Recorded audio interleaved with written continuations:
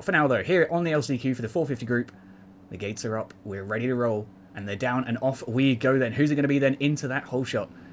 Looking like it could be one of these inside KTMs. AK Treble 3MX looking like he's off to a fantastic start there on the K-Dog KTM. What a launch for him. He does manage to pull that whole shot. Unfortunately, a few bikes do go down in the main straight as we get some collisions as the field packs into itself.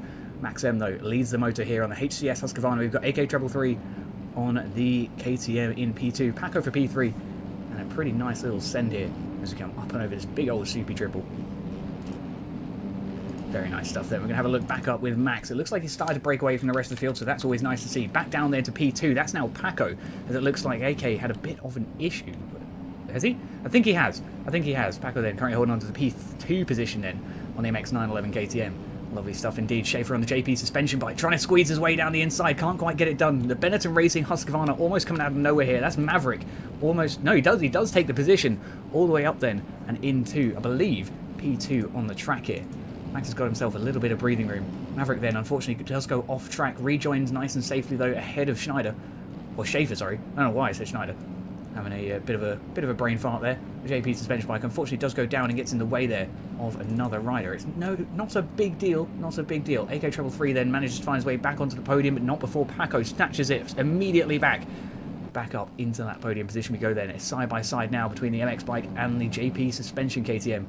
Who's it going to be into this next corner? We're still side by side. It looks like Schaefer's going to take the position into this next corner, though, and up and over the triple we go. Looking nice and smooth then for the JP suspension crew.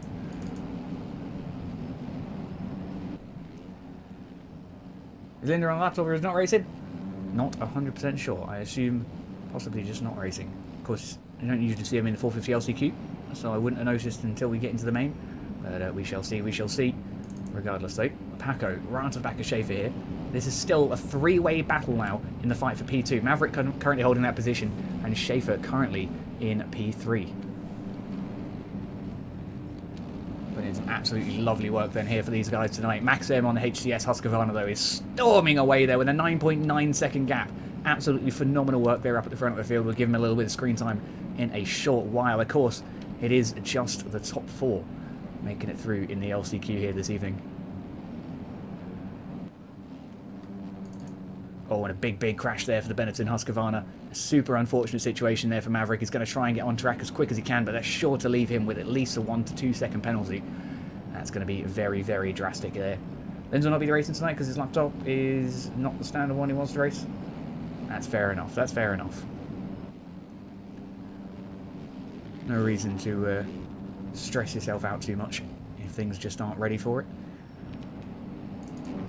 Max M here, look, we'll give him a little bit of airtime as he just sends that Husqvarna nice and smooth over the triple there. Nothing too flashy, keeping it dialed in. He just wants to make it into the main. Once we get into the main, then we can really start putting on a show. But for now, keeping it nice and dialed in there for the HCS Husqvarna team. Absolutely lovely stuff. These whoops, very tough here tonight. They take a lot of momentum out of you. It's going to be interesting to see how the 250s deal with that, as to whether or not they just kind of jump on through. Didn't get a chance to look into the 250 qualifying too much, unfortunately. Just managed to catch the end of the A group for 450. But it's going to be very nice indeed.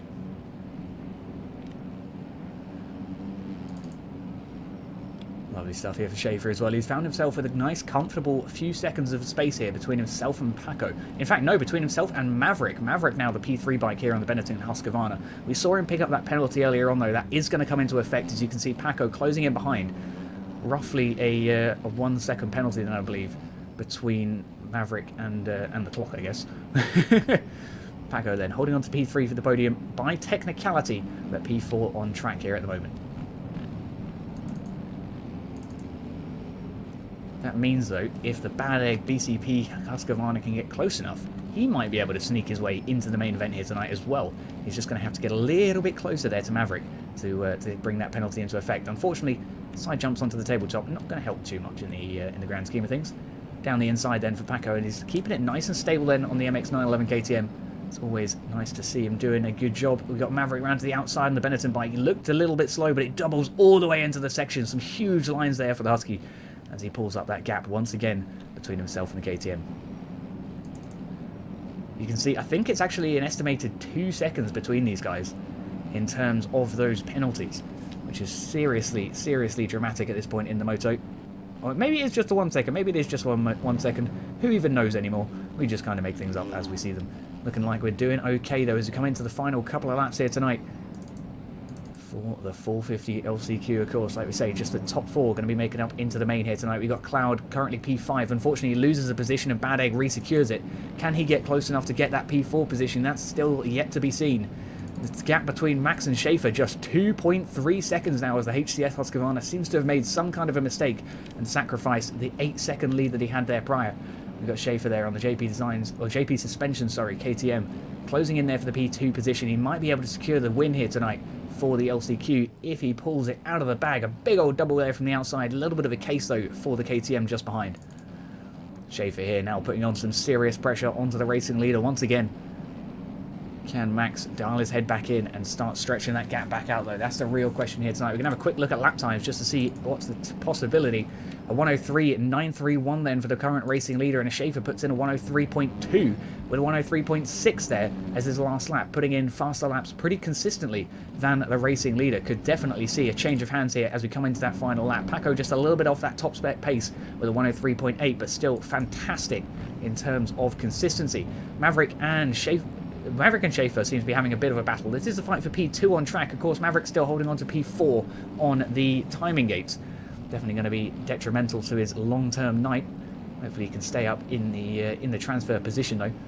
Definitely keep an eye there. Max then started to break away a little bit from Schaefer and open up a slight bit of a gap. The P2 KTM then holding on nice and strong here tonight for that podium finish. Maverick there, another little case for the Benetton Husqvarna, and a little bit there for the KTM on screen too. Definitely losing just that tiny, tiny shade of time to Max here, and it looks like Max is going to hold it on for the rest of the lap. We've just got a couple of corners to get around. There's one of them. Here's the final corner for the LCQ then. Can he pull the win? Yes, he can. All day long then for the HCS Husqvarna. An absolutely fantastic ride here in the LCQ. Just 4 tenths ahead of Schaefer. Schaefer on a phenomenal comeback there. Nearly got the position. Paco for P3 and Maverick for P4 by technicality. Then we have Bad Egg P5. The first bike, unfortunately, not going to be making it into the main here tonight. Then we have Jones on the Yamaha. A valiant effort there for the MXB Mods Yamaha. Chapstick then for P7 and Cloud for P8 after that unfortunate crash there on the penultimate lap. A decent performance though here tonight. AK will pick up P10, and it looks like Keegs is going to take P11. Then MB52 on the Bitburger KTM will pick up P12 here tonight at the end of the LCQ. Jacklow for P13, and Pumba versus Lewis in the fight for P14 right down to the final corner. The Husqvarna unfortunately does go down over the front wheel, and the TRT Yami does take the P14 position. Lewis then finishing up P15. Pat Sheehan has his moment of his own there as Olleroy snatches away P16 from him and pushes him down into the P17 spot. Motor Patrol film then, last but certainly not least, on the Husqvarna, shall be finishing up P18 on the board after a solid run here tonight. Lovely stuff then. So moving on through, we've got Max, Schaefer and Paco on the podium, and of course Maverick making his way up and into the main event here tonight as well. Going to check one last time at those lap times. I believe, no, it was Jones fastest on the field there in the LCQ 450 crowd with a 102.357. Chapstick 102.8 there. Cloud a 102.9. And none of those bikes, I believe, none of them made it into the main event here tonight. Ignore me. Here we are then. The gates go down and off we are for the beginning of the night here in St. Louis. Going to have ourselves a very, very exciting little race as Marshall tries to get down for the whole shot. Can he get it done in the corner? Yes, he can. Absolutely beautiful start then for the Solitude Visuals Husqvarna. And you can see a much, much cleaner start then for the majority of the field than the 450 LCQ. Of course, the commentator's curse seems to come into effect almost immediately. Marshall then leading by a considerable margin there on his Solitude bike. Hover with these guys here to come over that big soupy triple and then switch straight over to the TV cameras. Have a little look at just what's going on here at the front of the field. We've got Marshall still leading, 1.4 seconds to the next bike. That's Redo on the OJR KTM.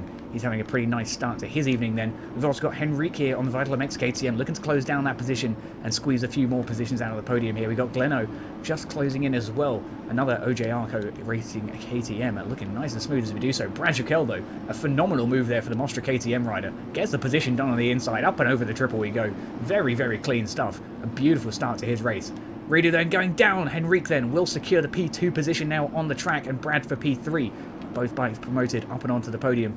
The KTM's looking very nice and smooth here. Brad gets a slightly better drive as he gets down the inside as well. What a line there. Aqua doing the exact same stuff down the inside of Redo. Of course, Aqua, current red plate holder on the field. Unfortunate situation leads to me not having his gear. I think he just sent it to me a little bit late this week, but it is what it is. We can't always win, can we? Henrik trying to get down the inside of Marshall here. Gets it done. That's for P2, I believe. Brad then leading the moto now. Henrik for P2. Marshall for P3. Henrik seems to have had a bit of a moment. And Marshall and Aqua make their way through to P2 and 3 respectively. Looks like Marshall could be nursing a very, very minor 1-second penalty here. As the timing gates seem to show. It may just be lying to us.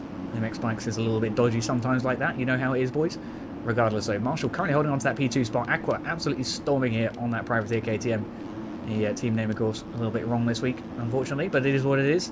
He's right onto the back of Marshall now. The Solitude Visuals, Husqvarna then putting in some serious defensive work now to try and hold off that P2 position for the moment. Of course, he's got to focus on climbing onto the back of Brad as well here. Cannot be allowing Brad to get away into that clean open air with no traffic in sight. Brad, of course, will just try and run away as quick as possible now at this point. Dirty on the TTMX bike. Looking like he's got off to a pretty decent start here. Just trying to come down the inside of Redo for P4. Can't quite get it done, so we're going to stay P5 on the field. Jack then closing in on the Skytech bike. Looks like he's made his way past Redo there as well. Or was it Camo? It was Camo, sorry, my apologies there, on the 250 CRF. Let's go Jenkins and let's go Dirty coming from the chat.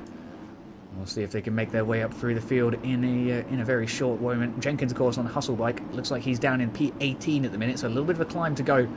And of course, we've got Dirty still holding up there in the top 5. Very, very nice stuff indeed. Aqua then has resecured the P2 position away from Marshall. The Solitude Visuals, Husqvarna then now left stranded in the P3 spot with a decent gap there to the P2 bike as well. So mistakes like that are not going to help. Redo up and into P3 then as a result on the OJR AEO KTM. Absolutely lovely stuff indeed for himself, but of course that's going to be very, very crucial indeed. Aqua then making his way around the outside of our racing leader. That's Brad, down to P2 now on the Mostra KTM as the privateer makes his way up and through into P1 on the board. Brad then is hungry for the win, can almost smell it, but he's watching Aqua try and run away with it here.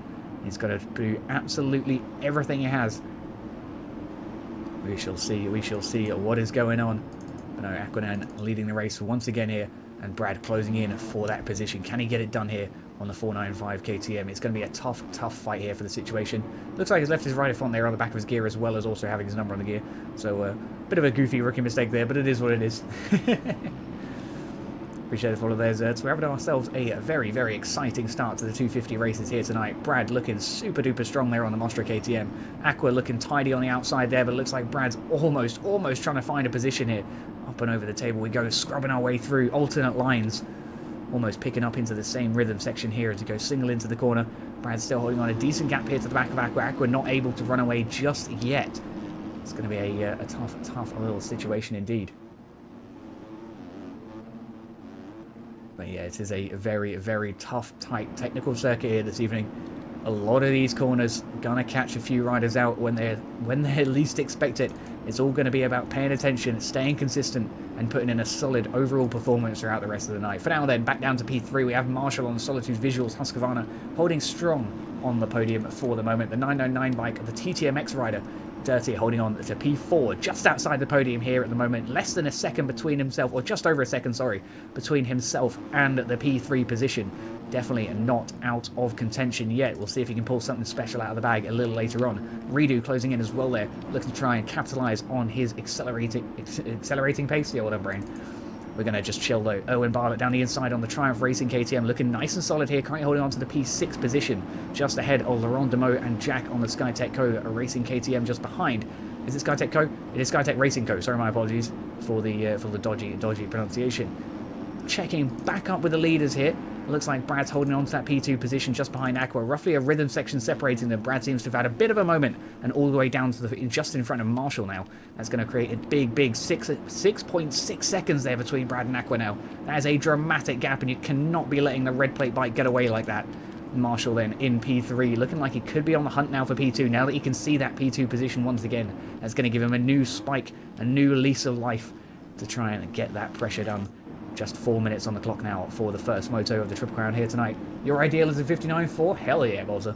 Hell yeah, indeed. Oh, Redo, a huge moment there for the OGR KTM. He lets it go off the front wheel. Owen then finds his way through and up into P4 as a result. An unfortunate situation there for the OJR team. I'm sure we'll see him pick it up a little bit later on. Dirty here getting caught up in a few bikes. Tough situation here. We've got Hawkeye and Laurent just in front there. Hawkeye on the Solitude Visuals TM, of course. Out of everything. Chooses to ride the TM. It's certainly not a bad bike. Unironically, pretty decent. It's a nice, lightweight feeling motorcycle. And of course, you can put it through its paces there as a result. Up and onto the table we go. Laurent running it wide there on the KDR Husqvarna. Pulls it back on track without too many issues. There's a minor technical difficulty there as the screen flickers, but we're back on with the Hawkeye Laurent race. Currently in the fight for P6. Looks like he's managed to open that gap up. We're going to check back up with the leaders then. Aqua now coming into a few of the lap down bikes, causing himself to reach just a little bit of traffic. It looks like he's got a decent bit of open air before the next bike, and then a bigger gap still before the rest of the field, so he should be okay in the grand scheme of things over the next 3 minutes or so. Brad then holding on nicely as well, currently for that P2 position on the Mostra bike. He is losing Aqua by roughly half a second a lap here. Definitely not an ideal situation. We'll check in with lap times here very shortly. Marshall looking nice and smooth. We've got Redo holding on tight. Hawkeye not too far behind though. Hawkeye could be putting in a really solid drive here for P4. We'll see what we can get. We've got a Guan Redo from RC Designs. Let's see if he can pull something out of the bag here towards the end of the moto. Just a couple of minutes left on the clock, of course, to hold off that TM from behind. It's going to be a tough situation there as he rejoins. Oh, that's a sketchy rejoin. A little bit of time lost there to the TM behind. Hawkeye then going to be absolutely all over that mistake and ready to punish it as soon as possible. The gap between Aqua and Brad now just 13.3 seconds. So really starting to open up a really rather considerable lead there for the racing leader. TM is the meta that everyone's sleeping on. It's really not a bad bike. It's really not a bad bike. Nowhere near as difficult to ride as it used to be. Genuinely handles quite nicely, and the light frame makes it feel very nice in the air. But yeah, it doesn't get enough seat time. I think it's mostly down to it not being one of the big brands. Marshall there, a big crash for the P3 bike. Doesn't look like it's going to cost him too much time. The gap does close between himself and Redo, but there's still a couple of turns between them. That's going to cost Redo in the long run. Hopefully Marshall can pull it back out of the bag then. Still got a long way to go. Just a minute and a half on the clock before our final couple of laps here. Aqua still leading 15 seconds out of the field. Doing very nicely indeed. Will he give us a little whip over the finish jump? I'm sure we'll get a nice little scrub. Glino there. Oh, a really bad rejoin there from Glino. Looks like he didn't quite take out the P2 bike, which is thankful on our end. But certainly not a great situation there for the OJR bike. I'm sure he's going to be learning from that mistake and hopefully paying a little bit more attention in future. Not quite so impatient. Of course, sometimes you do just have to let everyone go by you. It's the worst feeling in the world when you've crashed and just watching bike after bike after bike go by. So absolutely feel for him. But unfortunately, the lack of patience cost both him and others some time in their race.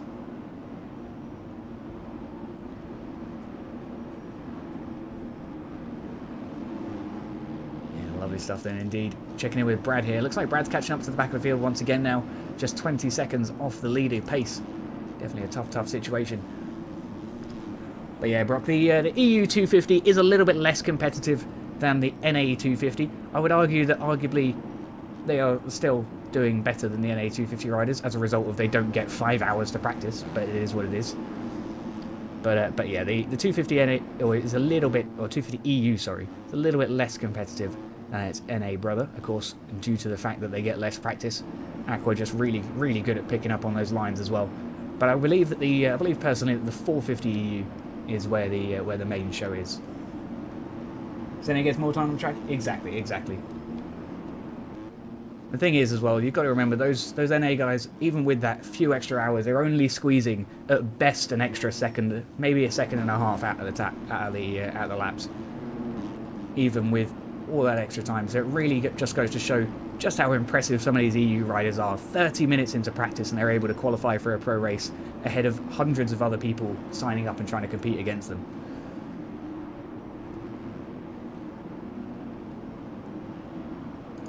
Yeah, Brado, it has started to settle down towards the closing stages of the first moto. Of course, it kind of typically does towards the end of Supercross races, and of course, the longer the Supercross race it is, the more effect that has on the track. But yeah, it'll definitely start to spice things up once we get back into the start of the next moto. For now, then, we're on our final lap. We'll spend it with the racing leader. That's Aqua here on the Privateer KTM. Big old send then, as we take it up and over the triple. Onto the back of this Tommy Wack Privateer KTM. Hopefully we get past the blue flag bike without any issues. Tommy not really conceding any time. And actually, if anything, putting a severe bit of danger there ahead of the racing leader. As is Mika. Mika kind of not really giving way to the blue flag here either. I do appreciate, of course, that Mika and Tommy are battling it out for position. But, of course, the faster you let the leader through, the less it's going to impact your race. Deary me. Aqua then trying to get around the outside. Front tucks, unfortunately, gets almost collected there. Once again by a lap down bike, but nothing too major. An unfortunate situation for the race leader. That's going to be good for Brad, though. I don't think it's going to be enough, though, as Aqua comes up and over the line for P1 here for Moto 1. Brad then currently holding on to the P2 position. You can see a hefty 25-second gap between himself and the racing leader. Potentially went down as well here on the final lap. The Mostra KTM, though, putting in a solid performance, which is always what we like to see.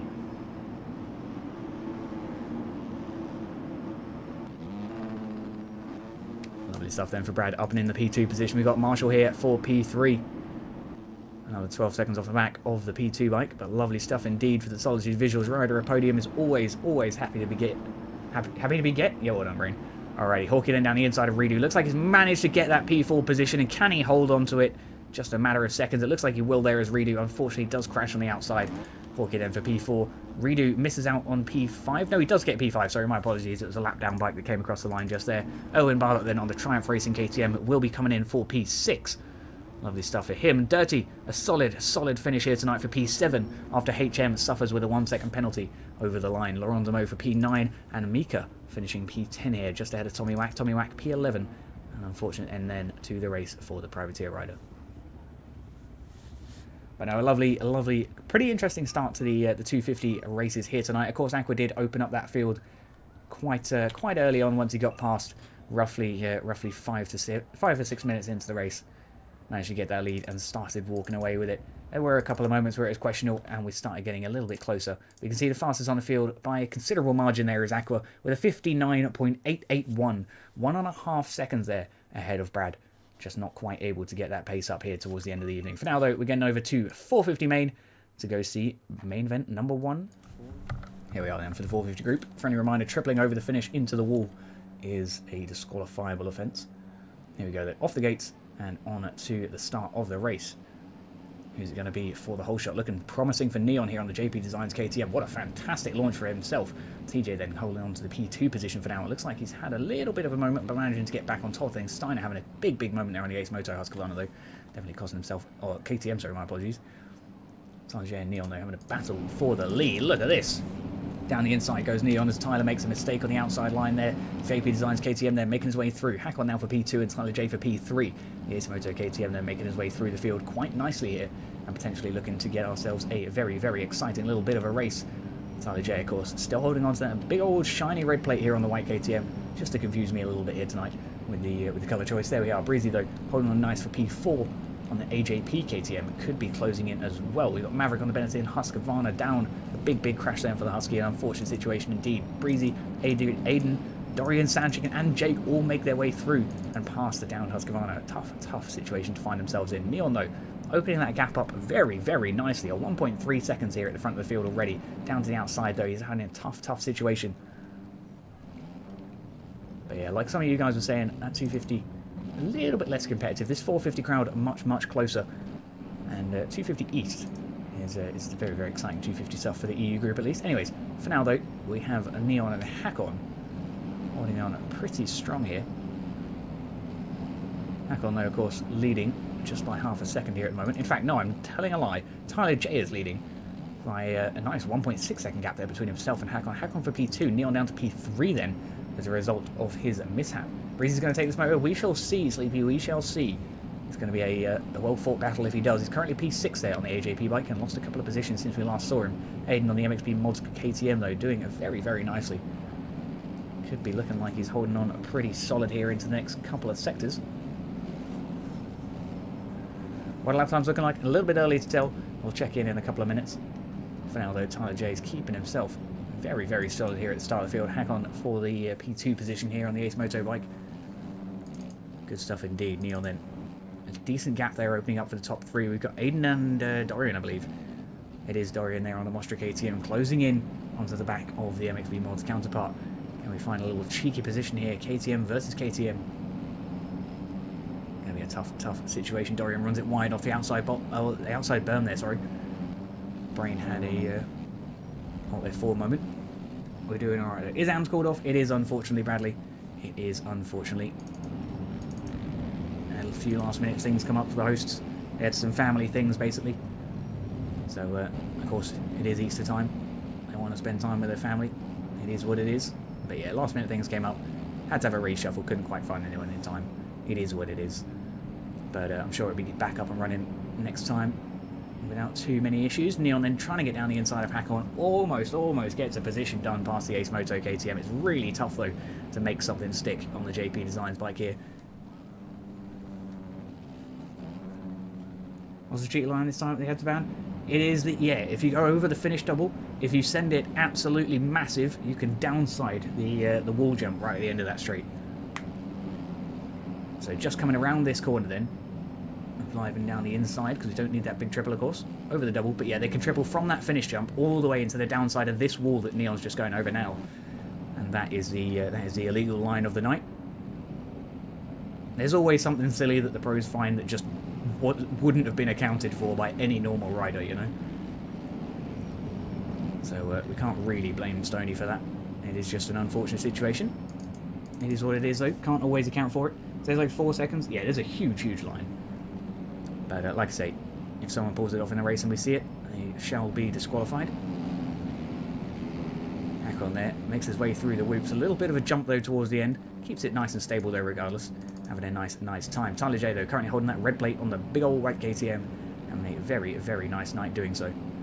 The MXP Mods rider then showing everyone why he's up at the top of the field there. 1.7 seconds now between himself and Hakon. Potentially 1.8 or more as we come over this finish line. We'll see how that updates.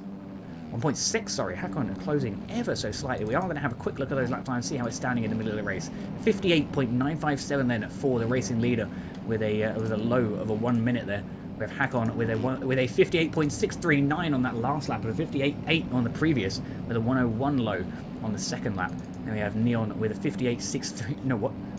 Neon with a 58.871. Sorry, my apologies. With a 101 low on the third lap. Tough situation. And for Neon, he's losing a little bit of time to the racing leaders, and you can see why. Hayden then 1.9. 1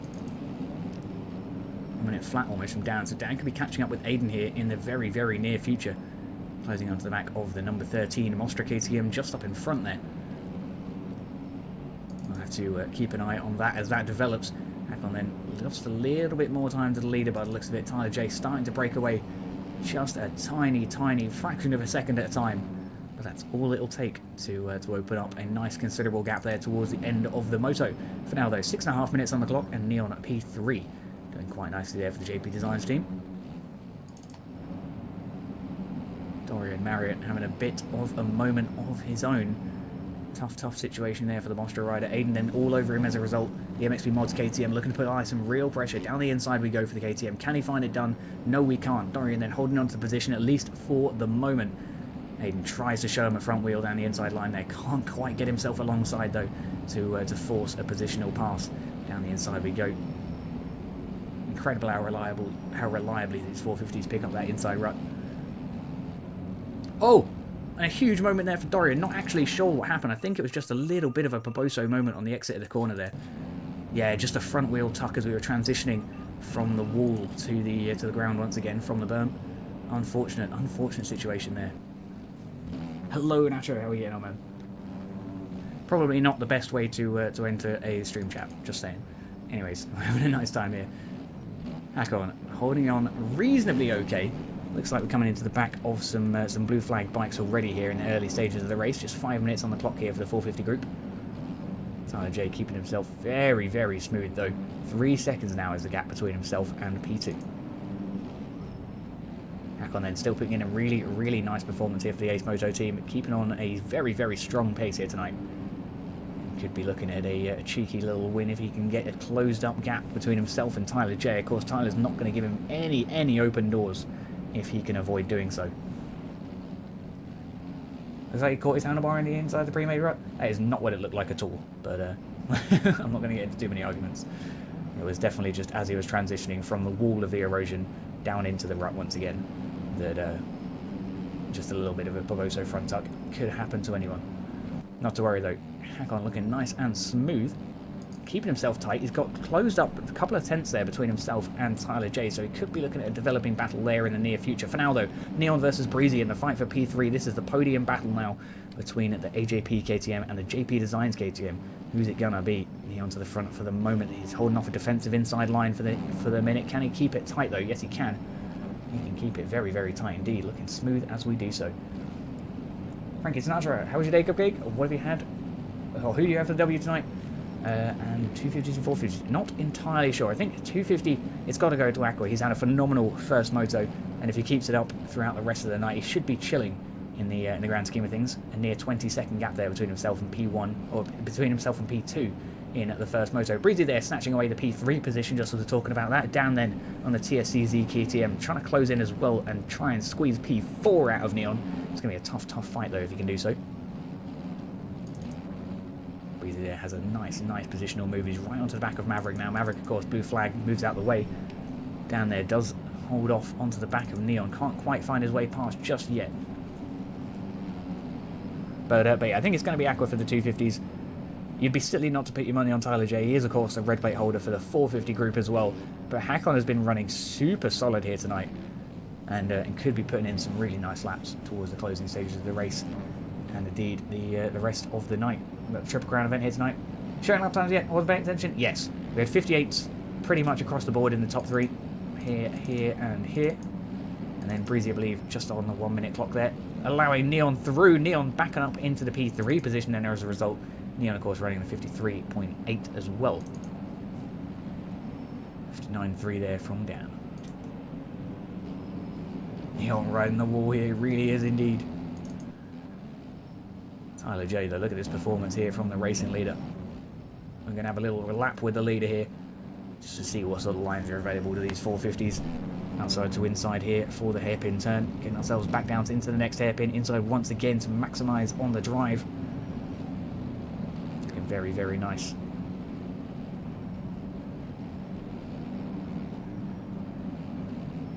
Is there a prize pool for the ARL SX Championship like MX BGP? There is indeed. I can't remember the exact specifics of it, but I believe it's a pretty spicy NVIDIA graphics card and a few other bits and pieces, some shop cash and all that good stuff. But yes, there is a prize pool. I'm not 100% sure what it is. I'm sure there's some more information in Discord, and I'll try and find out for you in future weeks. Tyler J storming though. Look at him go. Absolutely flying here tonight. Oh! The commentator's curse. It strikes, and it strikes without hesitation. He goes down again. Hakon makes it through for the lead. The A's Moto KTM then making it through as a result of the lap down bike there. Tyler J almost managed to get it back up in time, but unfortunately there was a slight bit of contact between Tyler J and Schaefer. Hakon though on the defensive almost immediately as Tyler J gets immediately aggressive. Can he find a little bit of position back up into P1, or is Hakon going to be the solid defensive rider we know him to be? Unfortunately, he's run it wide. Tyler J then comes alongside over the big Supercross triple. Back up into the lead goes the Ace Moto KTM, but Tyler goes down the inside, trying to snatch it back from him. Up and onto the table goes Hakon. Tyler with a big old send now for the MXB Mods team. Gets the position done, up and into the racing lead once again. Jez here causing a little bit of a scene. Hakon tucking over the front wheel there as he blows the inside berm, losing the position. And Tyler J goes back on to secure the racing lead once again here with just 40 seconds on the clock. What a tense little moment that was. SX prizes haven't been announced yet? There you go, Mayhem. Thank you very much. But there definitely is one. But like I say, what it is in terms of specifics, not 100% sure.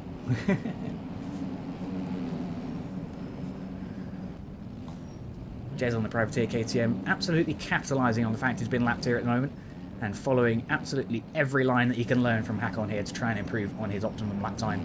Of course, if he can stick like glue to the back of Hakon, he will eventually catch up with the rest of the bikes in front of him, such as Rubes and Jams, and potentially get a few extra positions there. I'll see if he can pull it out of the bag. Hope there will be, as in P10 in the chip. I honestly doubt it will be all the way down to P10. Usually it's the top three that will end up with prizes. But yes. We shall see, we shall see. Jez, unfortunately, losing some time there to tack on and will break away from the P2 bike for now. You can see Jams is just there, though, and we've almost led Jez right up to the back of him. Might actually have a little spectator there. Jez is doing quite nicely here on the privateer KTM. Of course, he is lapped down, but it's just a couple of laps remaining. So, absolutely no love lost there.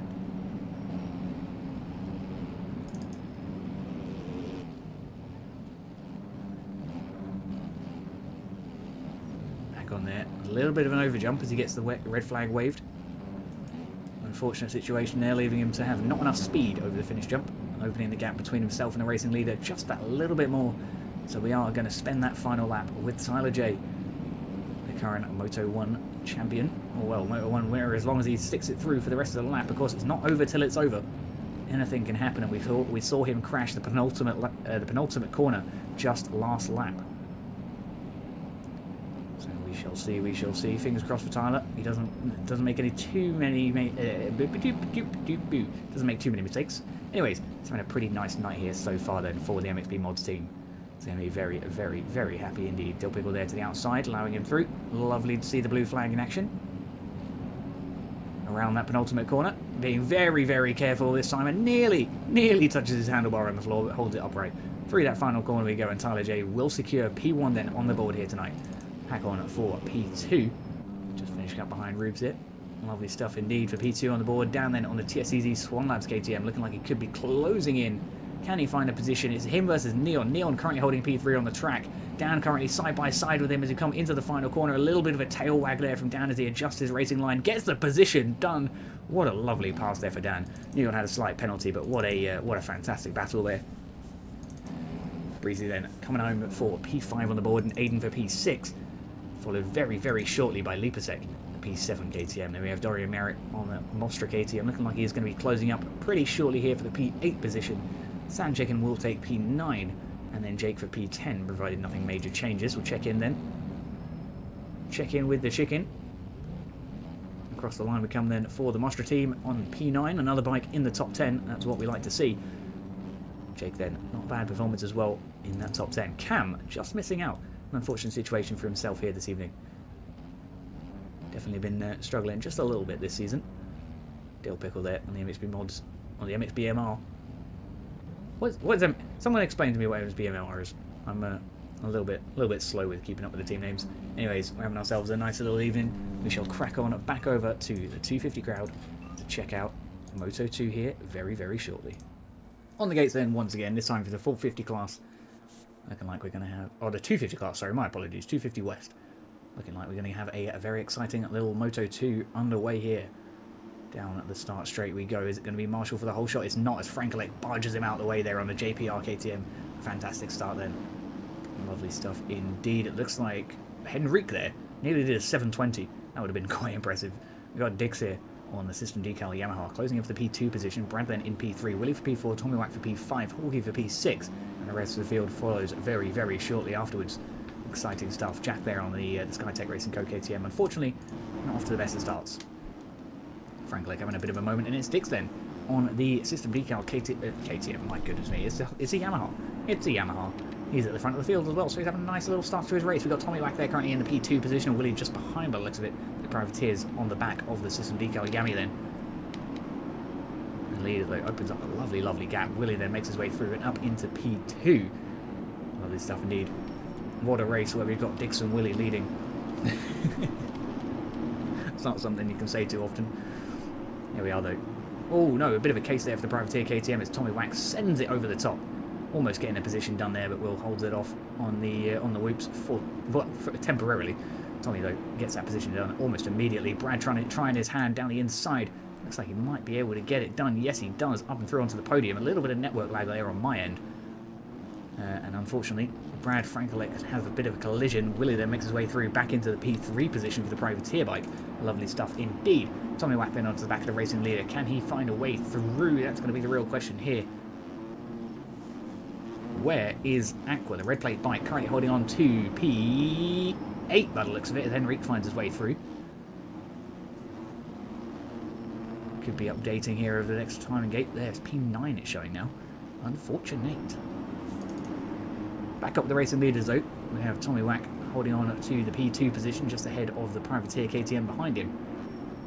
There's Willie there trying to find a cheeky little spot through.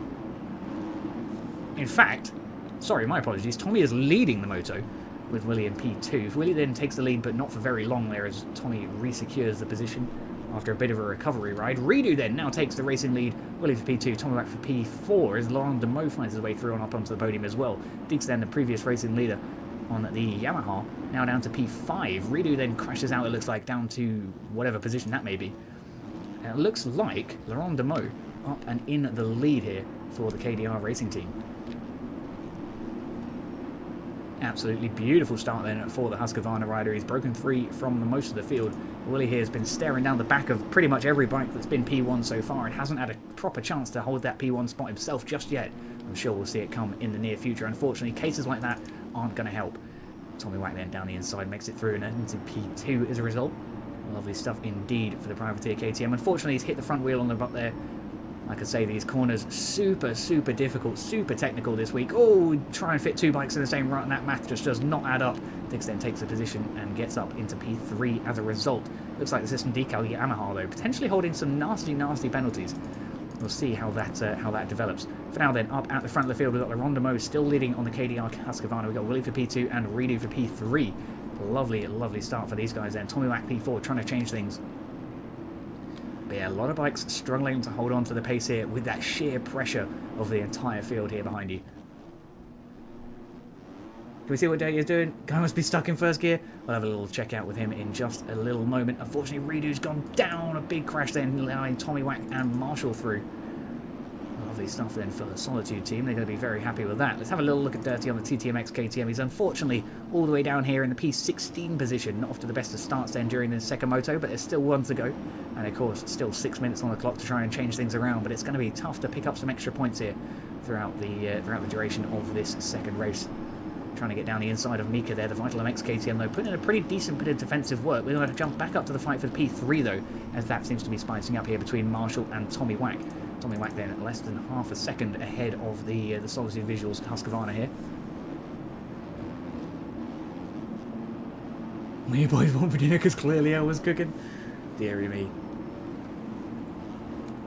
It's going to be some raw chicken there, Cam. Not even in the top 10, boy. Where are you? No, I'm joking. It is a tough track this week,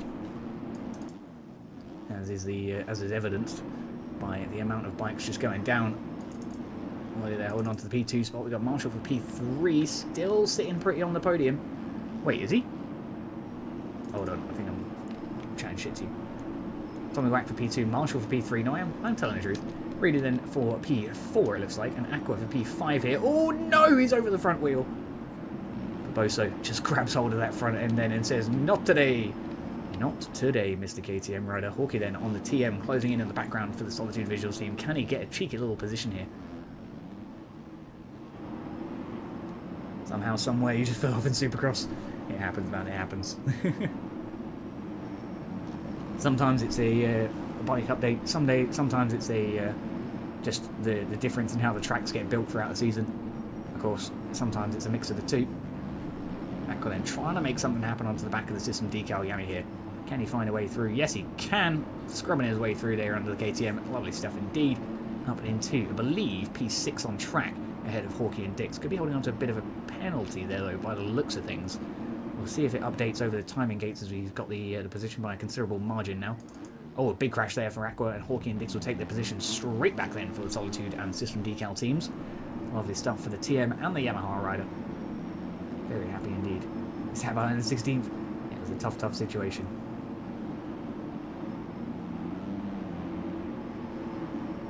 Hawkeye then, very solid stuff here on the TM, keeping it nice and tidy. It's exactly what his team wants of him here this week. He's got his teammate Marshall just up in front there in the P4 position as well. A good 5 seconds though between the two of them. So definitely a pretty considerable margin there. I'm going to check up with Laurent as he's absolutely flying here at the start of the field. Lovely stuff indeed. Still 3 minutes on the clock to hold off that racing lead. Aqua absolutely nowhere to be seen in terms of the racing, in terms of the front of the field. Yeah, he's had a few moments, Bolzer. He's had a few moments. He's gone down a couple of times in this race. A couple of minor Paboso moments, a couple of collisions with other riders. Nothing too major, but it all adds up. And unfortunately, that leads to him being almost 20 seconds now off of the top spot with just 3 minutes to go. And the inside of Dix there, the system decoing Yami, unfortunately having a bit of a tough time through the end of that rhythm section. We're on the Mo, still holding a phenomenal lead here though for the KDR team. What a race so far. Yeah, going to be interesting to see throughout the final moto tonight just how the road really sets things back. It's going to be very exciting stuff indeed. Is this into the last Friday night right now? Hell yeah. That's some riding music right there.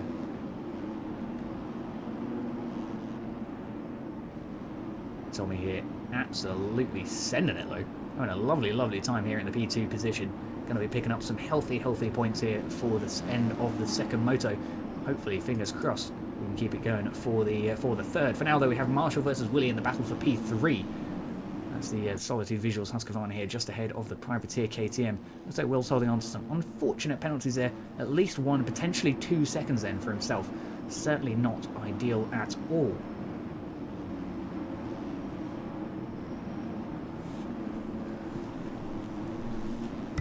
Jen saying, Hawkeye, please ride it home on the 4th. We'll see if he can take it. We will see if he can take it. For now, though, Marshall holding on to the P3 position. Hawkeye for P4 on the timing gates. At least shows P5 on track. We've got Willie just up in front, of course, on the track at the minute. But unfortunately, like we said, Will does have that unfortunate 1 second's worth of penalties, which is going to cost him the position if he's not careful. Hawkeye then putting in some serious pressure now on the TM. Can he get it done? Yes, he can. Out scrubs him over the triple. Beautiful pass there for the TM. Absolutely textbook Supercross pass. Beautiful stuff there for the Solitude Visuals rider. He's going to be very happy with that. And up into P4, both on track and on the timing gates now. That is what we like to be seeing. Will then trying to be putting in a solid performance. Going to be trying to close that gap back up. Of course. Oh no, dearie me. The Paboso double front flip is not giving it him today. Back up with Tommy Wack. We've got just a couple of seconds between the P2 and P3 bike. That's Marshall closing in then on the Solitude Visuals Husqvarna. Can he get the position done? Gonna have a quick look at lap times and see if we can work something out. Just half a second separates them. 104.5 there for the racing leader Laurent Demeaux, and a 104.2 here for Tommy Wack, currently P2 on the Privateer KTM. You can see he's making those minor little mistakes though, and them tiny mistakes are what's allowing Laurent to build up that big gap at the front. And it's also what's allowing Marshall here to come almost alongside once again on the Husqvarna. Can he find the P2 position? It's just less than a bike length between them here at the moment. It happens sometimes, Aqua, you know, it happens sometimes. It is what it is. It is online racing, and at the end of the day, you've got to be able to go around them. You've got to be able to go around them. Otherwise, it's just a bit of a good old-fashioned krill issue. For now, though, Laurent Demeaux looking nice and smooth. Tommy Wack currently holding on to P2, just behind. The pretty healthy little gap there to Marshall in the P3 position.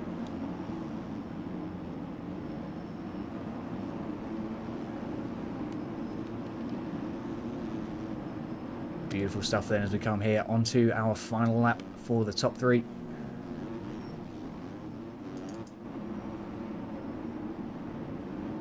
Laurent Demeaux keeping himself really solid here for the KDR team on Husqvarna, putting in a nice bit of work. Up and over that Supercross triple we go. Still leading 7.7 seconds. Absolutely phenomenal stuff here for the Husqvarna tonight. Tommy Wack there, trying to put in a good performance here for P2. He had a decent turnout in the first moto, and another good one here in Moto 2. Could be up there in the points then for the overall towards the end of the night. See how we can get something going. We've got Marshall then currently P3 with just a couple of seconds there between himself and the P2 KTM up in front. Lap times when they're done, of course, Ingram, of course, we'll check in with the lap times. Don't you worry about that too much. Of course, you do have to be aware that a road has come into effect. The track is much more rutted than it was towards the earlier stages of the night. Laurent Demeaux then finishes off P1 here for Moto 2, Tommy Wack for P2, and Marshall for P3 to round off the podium. Lovely work there then. Hawkeye did manage to hold it strong and brought home P4 on the end for the Solitude Visuals TM. Absolutely fantastic stuff there, and nice to see a bit of variety at the front of the field as well. Willie then on the privateer KTM finishes up P5. Valiant effort. Bradford P6. Reedy for P7. Franklek could be bringing home the P8 spot. It looks like Aqua did retire. Mika for P8. Franklek for P9 then as a result. Diggs on the Yamaha manages to squeeze P10 just ahead of Camo's Honda there, sorry. And we have HM on the KTM, looking nice and smooth. Dirty managed to get a decent bit of a salvage race there. We saw him way down at the back of the field. Thankfully managed to pick it back up to P13, hoping for a better Moto3 though. Jack on the Skytech Racing Co. KTM finishing up P16, a valiant effort there. Henrique on the Vital MX bike got caught up in all sorts of incidents this race. A really unfortunate second moto for him. Hopefully we can see that change throughout the rest of the night. Blue X then on the Gunas team on the Husqvarna. Looks like he's missing in action. Not sure where he is. Anyways, I'm going to have a quick look at these lap times then. We'll have a look, see what's going on here. A 101.843 then for Paco on the 7th lap of the race. He was the fastest on track by over a second, but it wasn't enough to climb through the field there. Just not able to pick his way through the really, really heavy mid-pack traffic. Here we go then on the gates once again for the 450 Moto2. Down they go and off we are. Who's it going to be for the whole shot here tonight? For the second round, is it going to be Neon? It looks like it could be. It's 2 whole shots in a row there for the JP Designs KTM. An absolutely fantastic start to the night for himself. Tyler J right up there in the front of the field as well. Looks like he's taken the racing lead away there from Neon, and Steiner takes P2. Lipasek then for P3 on the TSEZ Swan Labs KTM, and we have Jake and Rubes not too far back. Definitely exciting to see the front of the field spice up just a little bit more. Rubes and Dorian find their way past Neon, checking in with the racing leader. Who is it? It is Tyler J. Off to a fantastic start then. It looks like he may be able to break away from the rest of the field if these guys continue battling.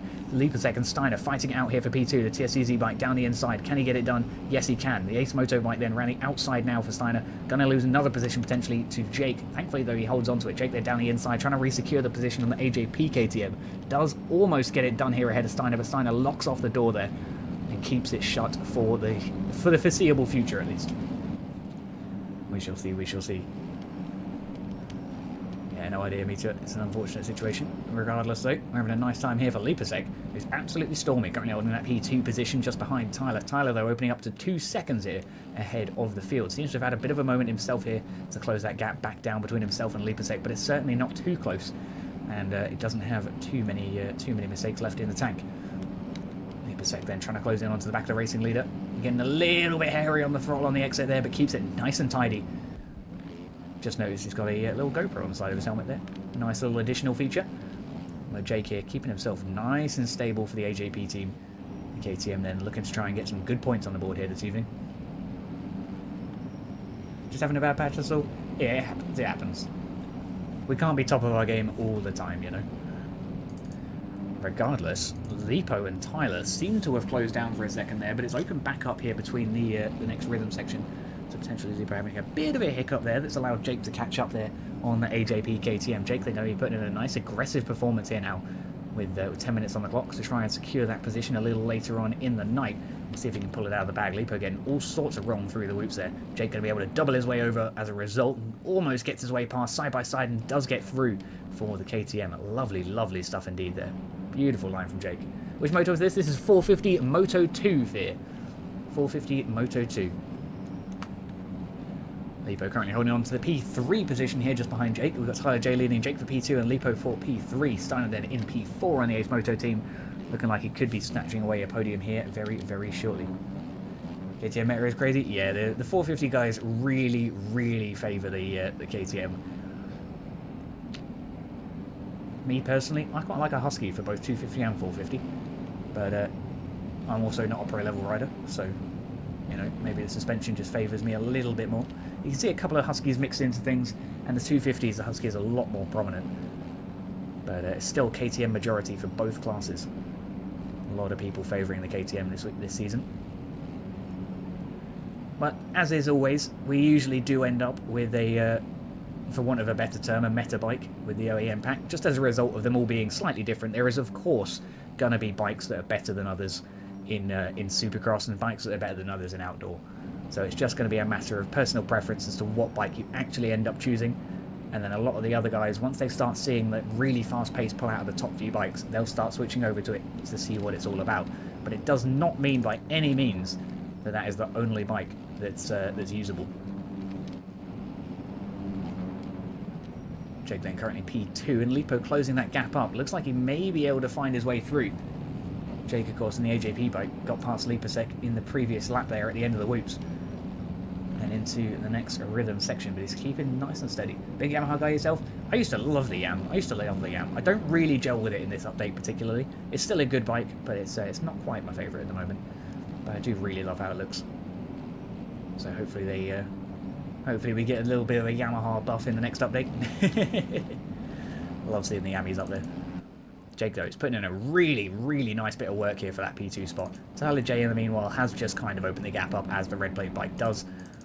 Lipasek then looking nice and smooth for P3. Yamaha at GP last year was barking. Yeah, they were really, really good last year. Looking nice and smooth. Is KTM good for MXB GP? It is, it is. It's good pretty much all around, to be fair, to KTM. The Husqvarna gets a lot more love than it normally does in Supercross with the MXGP GP. But of course, with the outdoor series, you're going to have to choose your bike in terms of what's most consistent for you, rather than what's necessarily what's best for everyone else.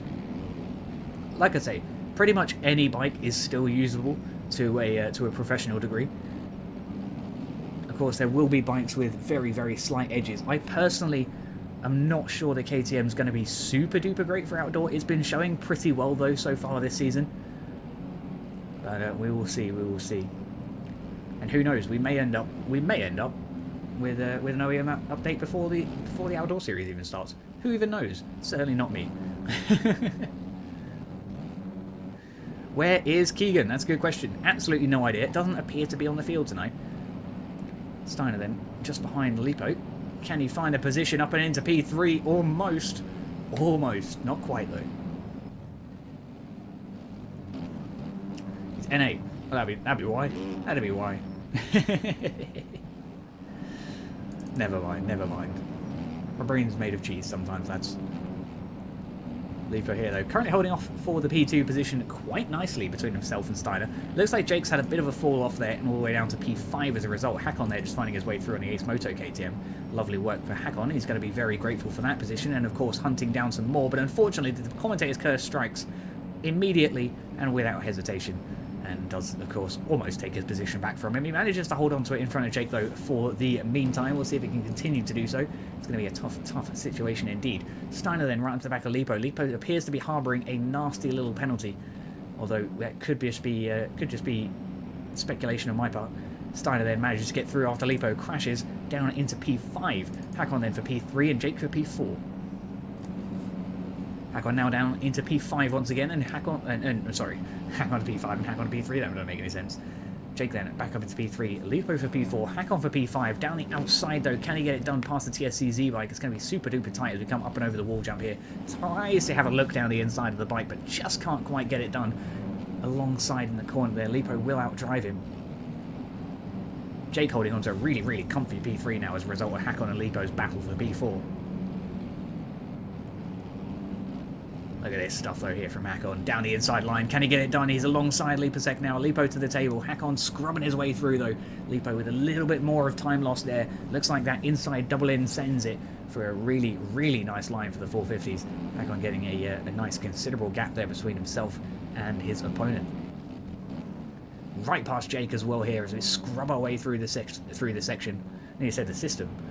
It's not really a thing though. Yeah, Hakon's putting in a fantastic drive here towards the closing stages of the third moto. Really got his head screwed on now. Typically, though, we do see him do very well in these higher road situations when the track is at its ruttiest. Hakon is usually at his strongest. Very, very adaptable rider. He's good at adjusting his riding style to suit the track. And as a result, consistently finishes up there in the top few bikes. Finish triple is banned for NA. It was always banned for EU as well by him. The problem is, it's just very, very difficult to police in qualifying. So we'll see. We'll see. Second on the cards if he stays on. Definitely could be looking at it on the books here so far, RC. It's definitely not out of the question just yet. For now, though, Steiner is holding that P2 position with Hakon in P3.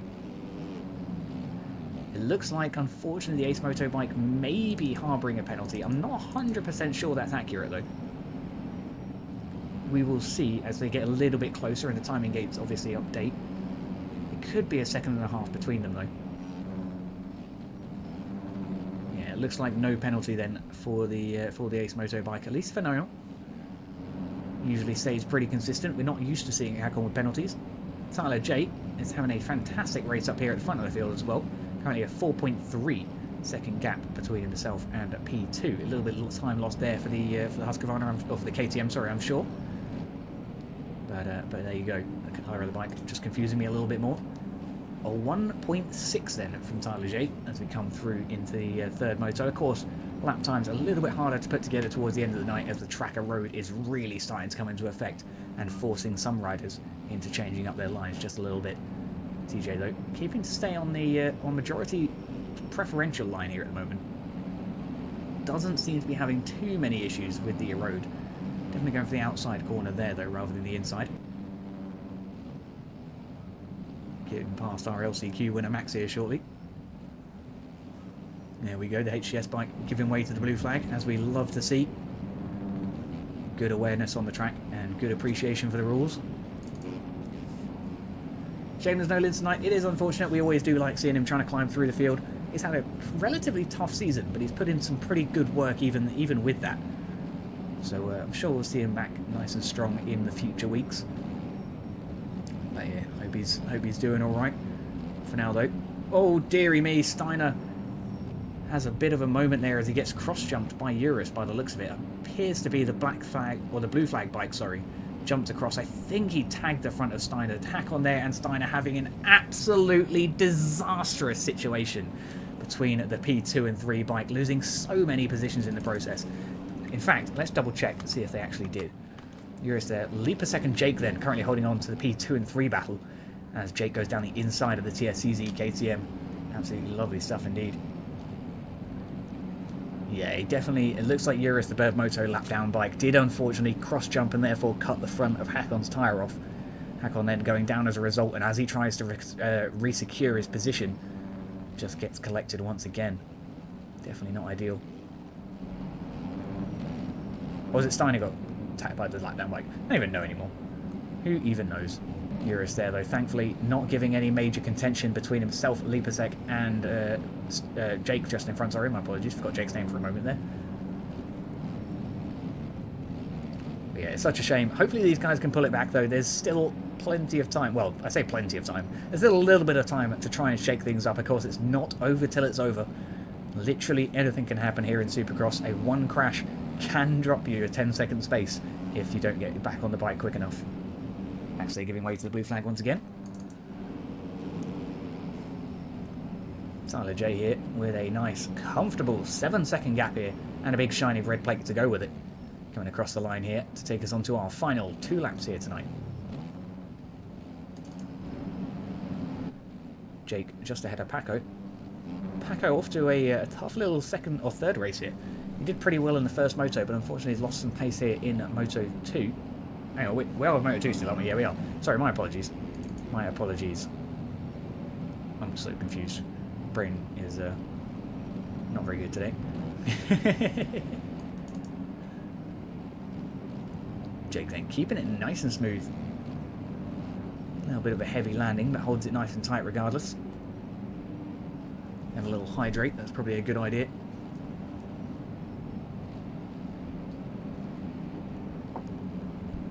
Drink, drink, drink. Going to check in with the fight for P4. Leapsex up there. Steiner versus Eurus. That's the Bird Moto lap down bike. Fingers crossed we don't have any major issues here. Looks like we get through clean. As does Hakon. Love to see it.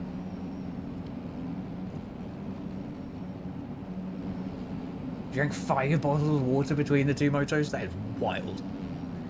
How did you not need to pee mid-race? Steiner putting in a really, really nice performance here for the Ace Moto team this week. Getting some great points on the board, as is Hakon to be fair. Gotta say, I love how the Ace Moto kit looks this year. Very, very colourful. I am all for it. You did? Oh, up here at the front of the field, we've got some action. Looks like Tyler J's had that crash that we mentioned, and that gap has come right down on the final lap. Jake now onto the back of the racing leader. Can he find a way through? Tyler J then hard on the defensive scramble. Can he hold on to the position? It's just moments away from being found out as he gets a poor line through this rhythm section, and Jake closes the gap yet again here for the AJP team just in a P2. Looks like Tyler's holding on to a nasty penalty, and Jake is showing ahead on the timing gates. That could lose him the moto. Will it? That's the real question. Tyler J then across the line for P1, Jake for P2, but takes it by technicality due to Tyler J's penalties. Jake then P1, Moto 2 for the 450 group, Tyler J for P2 and Lipo for P3. Hakon then going to be bringing home P4 after a solid performance, and Steiner for P5.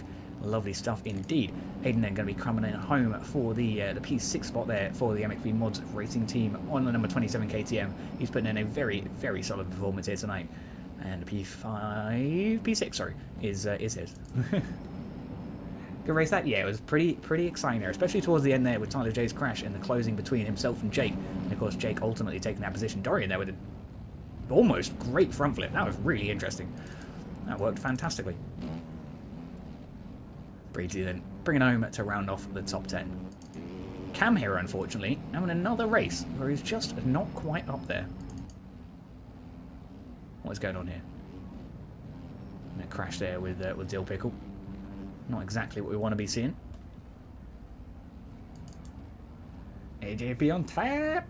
They're doing very nicely indeed with a rider up there in P1 on the board. So top three then, Jake, Tyler J and Lepasek for 450 Moto 2. Back over then to 250 now for the final 250 event of the night. Then we're back with 450 for the final 450 event for the night. And then we're going to go find someone to raid. And of course, give our shout outs to Navo and Sword as we usually do. Fastest lap then in the 250 class was Hakon with the 450 class, sorry. Hakon with a 59.680. Tyler J with a 1 minute 0.6 there. Of course, we do still have the 450 finale right afterwards. But for now, down go the gates for the 250s. And off we are. It's looking like Marshall, the hot favourite for the whole shot here this time. Is it going to be? Yes, it is. I think I saw a flying Honda there. Not entirely sure what was happening there. Marshall then does take the whole shot and the racing lead as we come through the first rhythm section. Redo though contending with him on the OJR KTM. Can he find it through? Yes, he can. Up and into P1 for the first lap of the race. Marshall then for P2. Laurent Demo P3. Owen Bartlett for P4. Looks like Aqua's retired from the entire evening. Redo then holding that gap up quite nicely in front of Marshall. Marshall though obviously trying to get it immediately back. He's not happy that he's lost the P1 position just yet, but I'm sure plenty of time to go. 9 minutes on the clock. And it's still anyone's call as to who's going to pull out the bag or pull the victory out of the bag here tonight. Laurent Demo, of course, picking up the win here in Moto 2 on the KDR Husqvarna, feeling very confident here tonight, and he should be doing so indeed. Holding on very nicely onto the back of Marshall here, potentially looking to get that position done relatively soon. Looks like a decent battle there between Owen and Hawkey just behind as well. We're going to have a little bit of screen time for this as Hawkey goes for the full send there on the Solitude Visuals TM, getting the big triple as well and tidying their position with it. Looks like he's right to the back of Laurent. Laurent getting a better drive, as does Owen. Down the inside then for the KTM. Doesn't quite get alongside the Solitude TM just yet though. A little blue and white machine putting in some work down the inside of the Husqvarna. Can he get it done? No, he can't. Laurent Demo still holds P2, at least for the moment. Redo then leading the moto with a nice considerable gap. Then we have Marshall for P2, sorry, Hawkey for P3. And he gets through as Laurent Demo tucks the front wheel and goes down. An unfortunate crash then for Laurent. Marshall having a bit of a moment of his own over the finish line. Hawkey then secures a P2 on the track with a decent gap there to P1, 3 seconds to the leader, but also a healthy gap behind there as Deeks makes his way down the inside of Owen Bartlett, the Triumph Racing KTM, then down the inside of the System Decal Yami. Yes, he does get it through. The System Decal bike unfortunately does go down as a result of minor contact between the two. Owen getting his way through nicely. Dirty off to a much better start this moto, all the way up into... where are we? Are we P3? No, we're P4, sorry, my apologies. Timing is just a little bit messed up, but it is what it is. Dirty's looking... Ooh, I was about to say smooth. He had a bit of a case there. It's lost him some time. Hopefully we see him continue to improve, though. He's had a solid showing here tonight. Hawkey here, losing some time to Redo, current racing leader. Redo then walking away with that lead. 5.2 seconds to the field. He's going to be very confident with that. And I'm sure the adrenaline will be burning through his veins as well. Owen Bartlett then putting in a really nice P3 spot at the moment. Demo closing in as well. could be putting in a very nice showing for the podium. Brad Jukel closing in on a Mostra KTM, trying to get his way past the KDR Husky just here. Oh, there's a little bit of a wiggle over the wall, but holds it together. I thought he was not going to make it over the crest there. Thought he was almost going to fall back into the track, which would have been very, very unfortunate for Brad. Thankfully, though, he holds it together and keeps the bike on two wheels with a shiny side facing up. Lovely stuff indeed for Laurent. Look at that dive. Gets it done on the inside of Owen. Owen there with a bit of a front tuck on the landing. An unfortunate situation then as he also collects... was it Dirty he collected? He collected someone. Brad, I believe. Dirty then makes his way through and in to P5 on the track now. An unfortunate situation there as commentators curse him once again on the same section of the track. A tough situation there for himself. Owen going over the bars into the whoops. Not ideal at all. Hawkey now closing the gap between himself and Redo by just a couple of tenths this lap. Maybe we could see the battle change for the lead here. Redo, of course, going to try and do absolutely everything within his power to try and hold on to that lead. Laurent Demo crashing out of P3. Thankfully holds on to the position for now. Brad Jukel then closing in. Currently P4, now P3 as Laurent makes a second error in the same corner. Absolutely crucial situations then as Frankelek makes his way through as well into P5. Or into P4, sorry. Laurent Demo now P5 by default. Diggs there on the system decal. Yami trying to close in as well. We've got Dirty not too far back on a TTMX bike. He's definitely going to be looking to try and climb up through the field a little later on in the moto. Still plenty of work to go in this very, very heavily eroded track here tonight.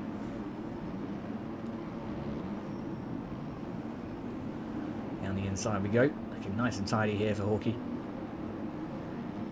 Keeping that TM as dialed in as we can, right onto the back of Redo now. Redo under threat of losing the racing victory. Oh, minor contact in the air, but he recovers. Oh, and there's a collision between the two. Redo comes off worse. Hawkey down the inside with an incredibly aggressive pass. Gets it done, though, and locks it down for the Solitude Visuals team. That's P1 then on the board for the TM. Redo then staring down the exhaust, trying to find what happened. And try and do something about it. Let's see if he can pull it back here later on in the night. Just a second separates them.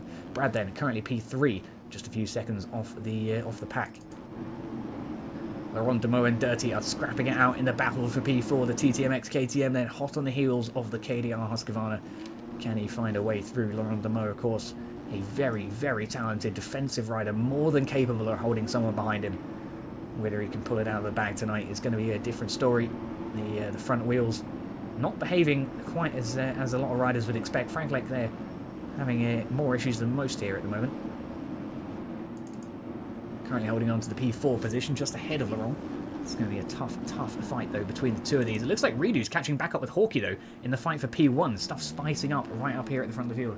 Update Cup has just announced that they will have eyes in the call servers and anyone caught will be season banned. So there you go. This is your notification. If you're in the NA group, you must not attempt in qualifying to jump the triple over the finish, over the downside wall. So that is over this jump that these guys are taking now. You can land in this double, but you cannot land in that downside here that he's going down now. That will be disqualifiable, and if you're caught during it, even in qualifying this week, you will be removed from the session without hesitation and without question. Well, lap times for the 250s right now. We will check in here very, very shortly. They're usually around the low 1 minute times. Sort of 101s, 102s across the board. We'll see how it goes in a moment. Redo! Oh no! Huge crash there for the OJR KTM. He's not going to be happy with that at all. Brad then taking the racing lead ahead of Hawkey on the Mostra KTM, and Solitude Visuals TM then on the defensive, trying to desperately claw that position back. Can he get back up into the pole position? Not just yet.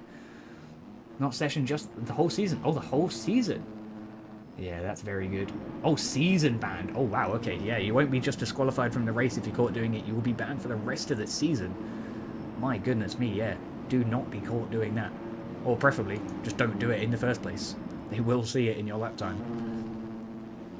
Brad Jukel then holding on for the racing lead with a 1.2 second, no, 2.2 second gap now, I apologise, between himself and Hawkey. Hawkey then potentially sitting on a 1 second penalty, I would assume, because the gap does not seem to be a 2 second gap. Down the inside for the Solitude Visuals TM, and it will show us here over the next timing gate as to whether or not he has a penalty, because we know that gap is nowhere near a second yet.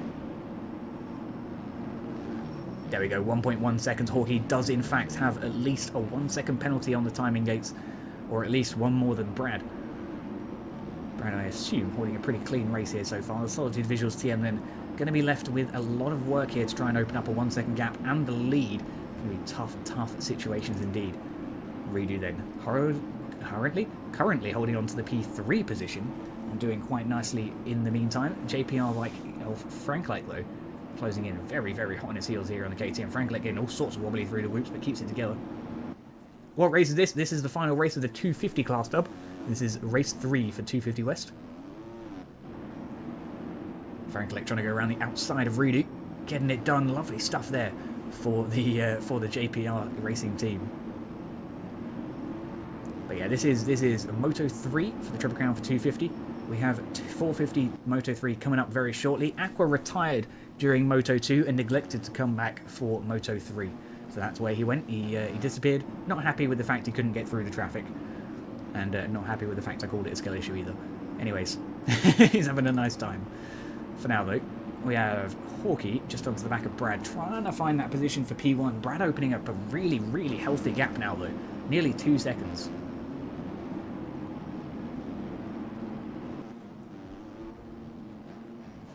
Yeah, very nice stuff. We're going to check in with these 250 lap times then. Of course, bear in mind, the erode is real at this point in the race. We're at 102 there from the racing leader, Brad Jekyll.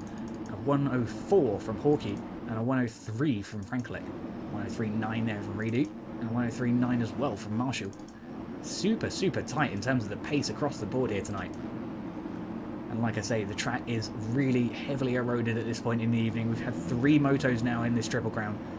So that's going to lead to some severe, severe ruts. And of course you can see some riders opting to take different lines than are optimal just to avoid the collisions there. Brad Jekyll opens up the gap to 4.5 seconds. A fantastic moto here for now. 15 seconds on the clock. It's not over till it's over. Just 2 laps remain. And if he can hold it together for those 2, he should be taking home the Moto 3 win. Hawkeye here, 4.5 seconds away. Trying to do absolutely everything within his power to close that gap up. Franklek here, up and through into P3 after Reedu's previous mistake. The JPR KTM then holding on to a very, very valiant P3 on the podium. He's going to be extremely happy with that performance here tonight. We've got Reedy holding on for P4. Not too far back. He's definitely still close enough. Mistakes like that can't happen too often, though. Otherwise, it's going to cost him in the long term. We've got a Go Jenkins there. We'll see how he's getting on. He's currently holding on to the P9 position on the Hustle Racing CBS Husqvarna. We'll see if he can try and close up a few extra positions. He's got a couple of seconds there up to HM just up in front. So it's not too far away. Definitely closable. But it's going to rely a lot on the bikes in front crashing as Hawkeye takes us onto the final lap here tonight. We will chill with the racing leader. It looks like Brad here is... Brad, of course, is leading on the track, but seems to have a penalty of his own now. Not 100% sure how accurate that is. The timing gates seem to be kind of jumping around here on the last lap. It is a tough time sometimes as an MX Bikes commentator. It's not always as easy to access the information that you need. For now, though, Brad is leading. 2.9 seconds separate him from Hawkeye. The Solitude Visuals TM then putting in all the work he can. Mostra bike here, losing time through the rhythm section. You think it's Jenkins' first SX main? If it is, he's doing very nicely indeed to stay in the top 10. That's exactly where you want to be. Brad, though, keeping super duper smooth here. He's not making any mistakes as we come through that final corner and across the line with a 1.6 second gap there to P2. Brad takes the victory here in St. Louis. We then have Hawkeye for P2 and Franklek for P3. You know, that's 3 completely different podiums in all 3 races, I'm pretty sure. So I actually have no idea who's taken the overall here tonight. Oh, and then on the Triumph Racing, KTM pulls it through for P5 and Marshall for P6, getting pushed down by Tommy Wack due to his penalty that we mentioned earlier on in the moto. The wrong dyno all the way down in P10 after some rough races in this third moto. A couple of minor collisions, a couple of minor mistakes, and ultimately it leads him all the way down to P10. Willie then for P14 and Dix for P15. What names? They are wild, boys. Wild. Anyways, we're going to be stepping over to the 450 finale here very, very shortly. Checking in for the last time with lap times of 102.636 there in the full, heavily eroded track towards the end of the night. I'm going to try and give a little bit of sighting to these ruts, particularly You can see this one here, look at that. That's a proper bit of work there. But no, the track does erode very, very nicely. It gives us some really interestingly shaped ruts and promotes some fantastic overtaking opportunities. You can see it again. Look at this. That's some gnarly stuff there. I know it was a two-step, but it's lovely stuff indeed. Stoney putting in some absolutely fantastic work as always on tonight's circuit. Regardless though, let's check in the 450s. And for the final moto here tonight, we've got the 450 main event here for round 3. Going to be a nice little end to our evening. Off we go then, and it's a decent start here again on the inside for the KTMs. Looks like Tyler J is going to pull it this time ahead of Hakon. Hakon not quite getting his third one in a row. Steiner then doing really, really nicely there in the P2 position. Currently holding on very nicely. Tyler J though gets himself a nice early lead. You can see just how rutted that inside corner is. Look at that as the bikes pour their way through. Absolutely beautiful scenes then here at the start of the field. Tyler J 3 out of 3. We're going to find out here very, very shortly. Jez has a bit of a moment there. Tyler J then leading by half a second here, just ahead of Steiner. Steiner and Breezy, though, in a nice little battle for P2. Of course, if they do continue to fight, Tyler J will walk away. Breezy then down the inside, trying to get the position to work. Can't quite get it to happen. Hakon here as well on the Ace Moto KTM, trying to get his way through. And up onto the podium here soon. He sees Breezy have a bit of a wiggle. He knows he can make a move down the inside here. Comes alongside and contact between the two. Unfortunate situation there between Breezy and Hakon. Certainly not what we wanted to be seeing this early in the moto. For now, though, Steiner alongside the racing leader and the championship leader, having a nice time doing so here for the Ace Moto team. Tries to switch it back down the inside, almost gets it done. Still side by side through the whoops. Look at that on the Ace Moto bike. Almost pulls it through. Very, very valiant effort there from Steiner, but Tyler J will hold the gap nice and wide. Is he only one? Yeah, not just yet, not just yet. We are here at the start of the final 450 round for the moment. Steiner looking nice and smooth here. He's losing a little bit of time to the racing leader with those big overjumps. But if he can tile himself back, he should be pretty nice for the race. Dorian and Hakon then in the battle for P3 as Hakon goes around the outside there on the very, very colourful Ace Moto bike. Dorian's gear looking nice and clean though as well, I must say. Very tidy looking livery. Right to the back of Hakon here. Can we find something to stick on through? Not quite. Looks like Steiner's managed to break away with a racing lead here ahead of Tyler J. Tyler J then potentially making mistakes of his own on the MXP Mods KTM with a big shiny red plate. Hopefully he can improve on that later in the night. Hakon though with a big old send there for the Ace Moto team, trying to make it work. Tyler J clips the head there, it appears, of Steiner and then collects the rider as well. Certainly not ideal at all. Steiner and Dorian though managed to break away reasonably nicely here, currently battling out for the P2 position. I believe it's Hakon now leading though on the Ace Moto KTM. He's going to be very, very happy with that on the number 24 bike. Just up ahead of Steiner. Steiner P2 still. Looking to try and hunt that position back. We can see Hakon went off track there. That's going to cost him big times in terms of penalties. He had a really, really liberal use of joining the track safely there. Not entirely sure what was going on at all. But I'm sure Steiner is going to try and close that gap up as best he can. And of course, his teammate up there in front is going to have some questionable moments, potentially at least a 1 second penalty, if not more. Tyler J then doing some nice work here on the KTM. Of course, he's got a bit of a recovery ride to go. He won the first 2 motos, so he should be sitting pretty for the overall, provided he stays up here in the or as close to the podium spots as possible. But it's certainly not over till it's over just yet. We'll see how he can hold on for the rest of the evening. For now, though, back up with the racing leaders, Steiner versus Hakon, as Hakon gets a relatively slow line through the whoops in comparison to his teammate here. Steiner closing the gap once again then.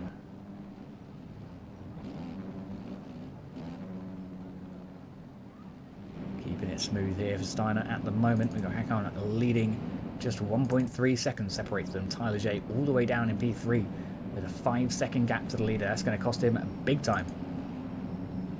Brothers P1 and 2 O's. Yes, indeedy. Aiden then currently P4, looking like he's holding on reasonably nicely. He could be on the back of P3 here shortly. He's not too far off the back of Steiner, certainly not out of contention just yet. A couple of Husqvarnas having a nice little battle there in the background as well, as we passed by on the cameras. Lipasek here just ahead of Breezy and Dorian. Breezy and Dorian side by side though. Look at this fight in the battle for P6, just behind Lipasek. Making this now a 3-way fight for P5. Can they find their way through? Dorian's trying to squeeze a wheel alongside Lipasek. Lipasek, though, not showing him an inch. Dorian there goes over the bars. An unfortunate crash there for the Frenchman. Not exactly what he wants to be seeing. I'm sure he's going to try and improve throughout the rest of the session. Sorry, to try and get that going. Steiner over the bars. An unfortunate moment there. A little bit of a wheelie up the face of the jump by the looks of it. Couldn't quite get that front wheel down in time, and suffers the consequences. Hakon then now leads the moto with a nice comfortable gap just ahead of Tyler J here. Roughly a second separating the two. Hakon goes over the finish line. Tyler J comes over the finish line, and it's a 1.4 second gap between P1 and 2, and another 2 seconds to P3. That's Steiner there on the Ace Moto KTM, closing in behind Tyler J. Let's see if he can make that stick. Tyler, of course, trying to get himself back up into that top spot for the triple win here tonight. That would be a phenomenal scene indeed. Let's see if he can pull it out of the bag. I don't believe he's done it yet so far this season with all the triple crowns we have done. He's come very, very close to it. I don't think he's gone for the triple win though just yet. So it'll be nice to get in the bag if he can pull it out. You got P2 race 2 because of cups? Oh yeah, of course. P2 race 2. My apologies. Yes. Yes, indeedy. Anyways, it's going to change things up a little bit, but I'm sure he should be sitting nice and pretty here. Let's see if he can defend it though. Yeah, I appreciate you correcting me there, Larson, before I got too lost in that train of thought. That's why I confuse you. Yeah, it's having a bit of a good old-fashioned cupcake brain fart there. Always looking out. Alright, Tyler J to Hakon. Just over a second by the looks of it. Timing gate says less, but it looks like to be more. Especially after that little wobble there. In fact, I might be lying to you. Looks like I am here as Hakon's lost a little bit time to the P2 bike for the moment. It's definitely going to be at risk now. Tyler J closing right in onto the back of him, putting some serious pressure on now with the MXP KTM. Nearly said Yamaha, nearly said Husqvarna. And then we managed to catch ourselves. Hakon there and a bit of a check over his shoulder before wheeling his way into the whoops there on the KTM. Real solid way into that section. Tyler J keeping as steady as can be here though on the red plate KTM, putting in as much work as we can, keeping it clean, keeping it mean, and putting in a very, very solid, aggressive movement here. Just 5 minutes on the clock. Tyler J wins that 1 second cut race to be so unlucky. Yeah, that would be unfortunate. It would be unfortunate, but not to worry. He'll still pull out the win if he pulls the P1, I believe. Hakon though, going to do absolutely everything in his power to stop that from happening. Look at the drive he got out of that rut, kind of bouncing his bike there over that little single before he had to exit the corner. Absolutely lovely stuff there from Hakon. Unfortunately, it's not quite going to be enough as Tyler J scrubs his way up onto the backside on the triple. Down the inside here, just goes for the single, and then onto the table we go. Hakon making a mistake under the pressure and losing the racing lead. Tyler J then back up into P1 on the board with a comfortable, at least 2, potentially 4 second gap now between himself and P2. That is fantastic stuff, Tyler. Hakon then, unfortunately, going to have to be making up the crash throughout the rest of the moto. The Ace Moto Palm bike going to be wishing for a little bit more. Anyways, all right, here we go then. Steiner currently in the P3 onto the back of Hakon. Hakon currently under threat now of losing that P2 spot if he's not careful. We're going to check on the rest of the field. Aiden for P4. We have Leapasek and Dill Pickle in the battle for P5. The MXB MR bike closing in onto the back of the TSCZ KTM. Can he find his way through? He's going to try and scrub his way underneath Filippo here. We stand side by side into the split section. Around the penultimate corner we come into the last turn. Leapasek still holds a position as we come into the next lap. Breezy there. A little bit of a gap, but he's still holding solid in the P7 position. Jake here for P8. Dorian for P9 closing into the background there. It looks like Jez actually is P10 on the privateer KTM. Fantastic scenes there. That's exactly where he wants to be. Hakon versus Tyler J seems to be still going on just as spicy as ever. Tyler J seems to have had a bit of a crash. And Hakon closes up and immediately punishing that mistake as soon as possible. Not sure whether the timing gates just haven't updated or not. Yeah, it looks like Hakon's on with a 1 second penalty. Not good at all for the racing leader. Tyler J going to be very, very grateful to be seeing that. Cuts the line down. Look at that line he takes. Absolutely beautiful stuff there. Not even using the pre-made run.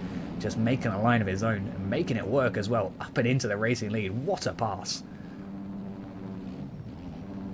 Hakon then trying immediately to try and re-secure the position. It's going to be very, very difficult to do so. There's an opportunity there. He shows him a wheel. It's not enough though. Tyler getting very, very close indeed here. He could be holding on to this racing win. Hakon, though, goes to the outside. He's going for the big line in. Can he get it? He can. It's not going to be enough, though. I think Tyler knows that the double in is slightly more preferential, especially for these 450s. That big table stretch just isn't really worth it by the looks of it. And that, of course, comes from the experience. This is a great battle. It really is. These guys putting in as much work as they possibly can on these ball bikes. Yeah, absolutely ragging the living shit out of these things. Paco here, thankfully giving way. Oh my days, that was close. Excuse me, my apologies. Having a bit of a moment there. Oh no, Hakon's down. That's the battle over for the moment then. I'm sure he's going to try and climb that back up there. A little bit of a peel of the tear off there, getting the mud out of his goggles after going down.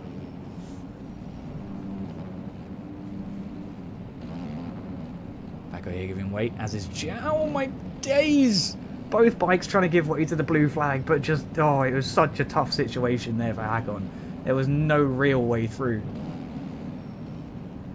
I think Hakon's got better pace than Tyler. I think he does. And I think he's ever so slightly more consistent than Tyler. But Tyler tonight has been the king of consistency. He's been doing it very nicely. A couple of minor mistakes here and there, a couple of minor penalties here and there, but nothing too untoward. Hakon, of course, we do know is suffering with at least a 1 second penalty over whatever Tyler J has. Checking in with the lap times real quick. We've got a 101.497 here towards the end of the night for the 450 class, and a 101.967 for Steiner, a 101.715 though for Hakon. So just a few tenths between them in terms of their optimum laps. So Tyler J is slightly faster actually. Yeah, you might be right there, RC. You might be right. Tyler J is a slightly more consistent bike this evening at least.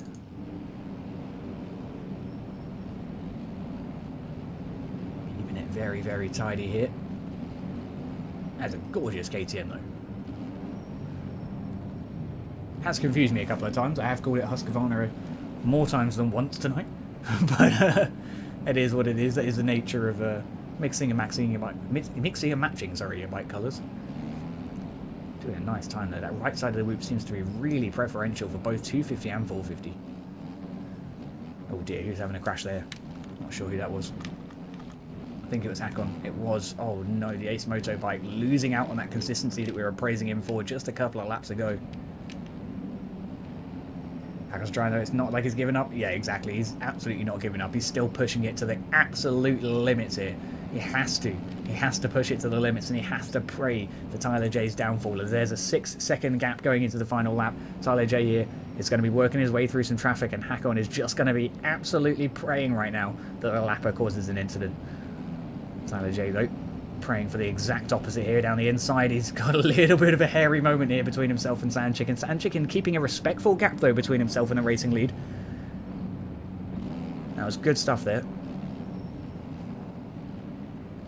Yeah, Sandchicken giving a good respectful gap, but certainly not willing to compromise on his lines. Or not willing to compromise on his pace, sorry. He did compromise on his line. Around our final lap though, Tyler J is keeping it nice and tidy. A couple of minor little cases there on the front wheel, but nothing too big. Gets his way past another blue flag bike and another coming up here soon. That's Neon. Ooh, getting away. Unfortunate crash there for Neon. Tyler J going to be very, very grateful to avoid the incident as he comes across the line for P1 for the second time here tonight. Big old front flip. Can he get the double? Not quite. Hakon then across the line. Lovely stuff indeed. A P2 then for the Ace Moto team. Hakon's been putting in a really, really solid season. As a Steiner, to be fair, the Ace Moto boys have been putting in fantastic work this season. Aiden all the way up in P4, a great finish for himself. He's been struggling throughout a lot of the season, so it's absolutely fantastic to see him up there. Dill Pickle here with the 360 backflip on the OPMR KTM. Lovely stuff over the finish there. Liebesek for P6, Jake for P7, Dorian for P8, Breezy for P9, and Dan for P10 on the TSCZ Swan Labs KTM. Congratulations, lads. It's been a really good night, man. It's been a really good night. Some people have complained the track is very tough, it's very technical, it's very demanding. But at the end of the day, a tough, tight, technical circuit is what makes racing great, especially in these Supercross races. It creates those mistakes. If you don't have the ruts, you don't see as many mistakes, and you don't end up with these gaps closing themselves back up at random points throughout the race. So they are absolutely crucial into making this season as exciting as it has been. Tyler J, though, at the top of the field, Hakon for P2 and Steiner for P3. Like I say, I'm not 100% sure on the overall for 250. I believe Tyler has taken it for 450, though, without any major worries by the looks of things.